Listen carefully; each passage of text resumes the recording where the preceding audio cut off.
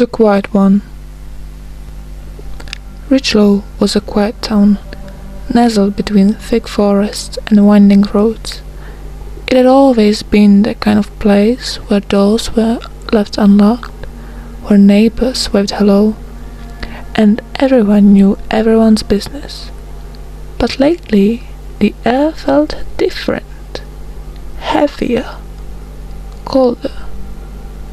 Fear was seeping into every corner. Girls were disappearing. It started with ᵗᵗᵗ, who vanished on her way from the library one night. Truly, no one saw or heard anything. Then it was ᵗᵗᵗ, last seen at a party by the lake. ᵗᵗᵗ followed soon after, disappearing from her own backyard. The police searched, families pleaded for help, but there was no lead. It was as if girls had been swallowed by the shadows of ᵗᵗᵗ itself. Eliza Jacobs wasn't like the other girls in town. She was quiet and kept to herself. She wasn't popular, didn't go to parties, and preferred the company of her books and sketchpad. The news of the disappearance rattled the town, but Eliza's life remained largely the same, until the notes started appearing. It began one afternoon at school. Eliza opened her locker to find a small, folded piece of paper tucked between her textbooks. At first she thought it was a class schedule or homework reminder, but when she unfolded, the words were simple and chilling. "I see you." Eliza felt a shiver run down her spine. She glanced around in the crowded hallway, but no one seemed to be paying attention to her. Just a prank, she thought, crumpling the note and tossing it in the trash. But then another note appeared 2 days later, this time left in her backpack. "I'm watching." The handwriting was the same, neat, precise, deliberate. Eliza's hands trembled as she read the words. She tried to convince herself it was just someone messing with her, maybe a stupid joke from a classmate, but the feeling of unease settled down deep in her bones.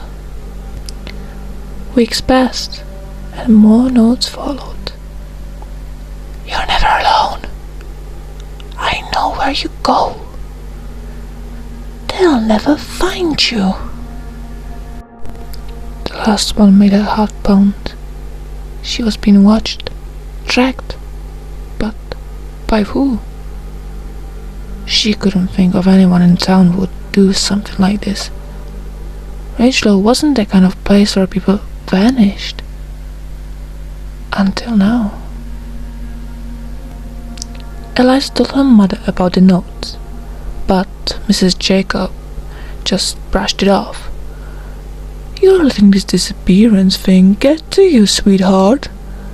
Everyone's on edge. It's probably just some kind of joke at school or something, some kid just messing with you."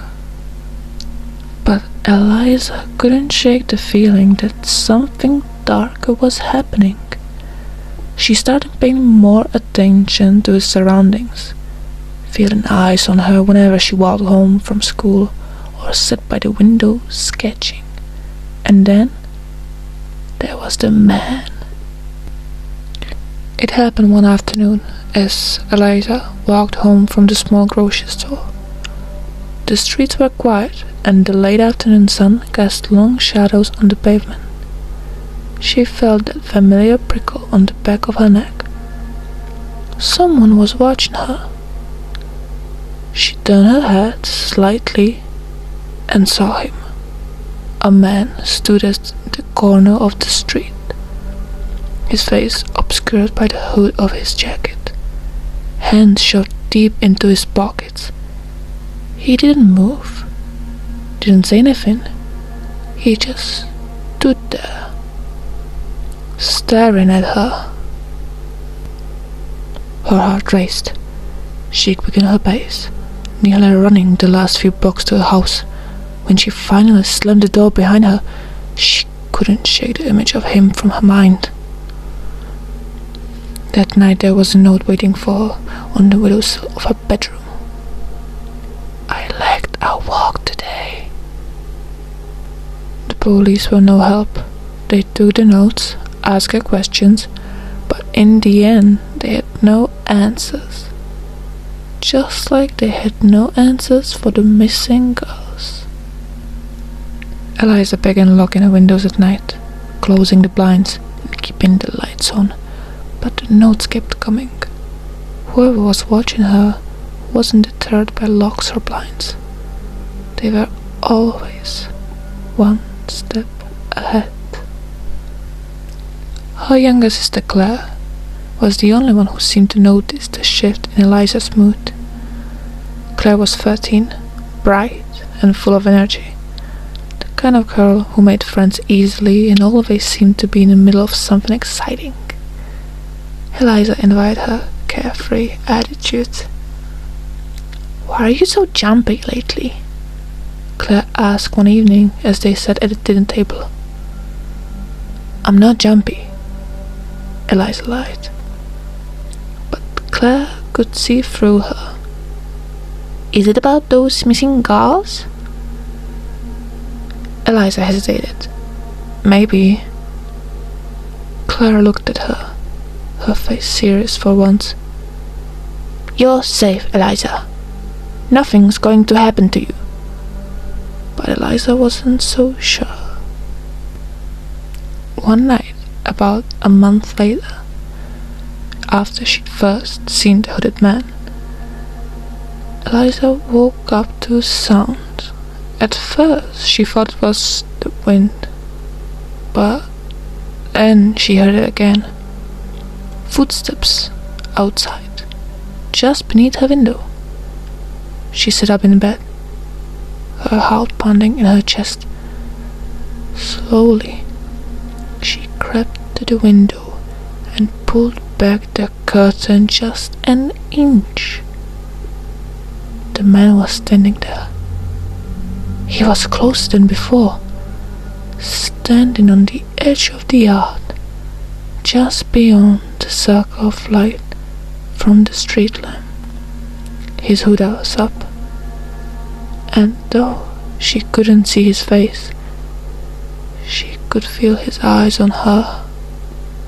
Eliza stepped back, her breath coming in short gasps.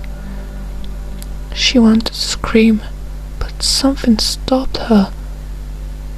Fear, maybe, or the horrible realization that she had no idea what this man was capable of. The next morning there was a note tapped to the front door. "Almost time." Eliza didn't go to school that day. She stayed home, pacing her room, checking the windows constantly. Something was about to happen. She could feel it, but she didn't know what or when. All she knew was that it involved her. It had to. That night, everything changed. It was late, well past midnight, when Eliza woke to the sound of distant voices downstairs. At first she thought it was part of a dream, but then she heard her mother call out, her voice sharp with panic. Eliza's heart dropped. She threw off her blanket and hurried down the stairs, dread clawing at her chest. She found her mother standing by the front door, talking frantically to a police officer. The door was wide open, cool night air spilling into the house. Eliza's father was pacing on the porch, his face pale and drawn. "What's going on?"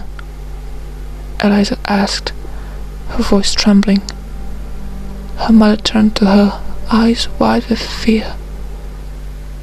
"It's Claire," she whispered, barely able to get the words out. She's gone. Eliza felt the world tilt beneath her. Claire's bed. It was empty. The front door had been unlocked and no one had seen or heard anything. Just like the others. Eliza felt hollow, consumed by guilt. She had been so sure the stalker was watching her, that she was the next target. But she had been wrong. The note stopped after Claire's disappearance, and that man was never seen again. The house was quieter now. Eliza sat by her bedroom window most nights, staring out into the empty yard, waiting for a note, for a shadow, for anything. But nothing came. And in the suffocating silence of the house, Eliza couldn't shake the final thoughts that haunted her. If only she wasn't the stalker stalking the stalker.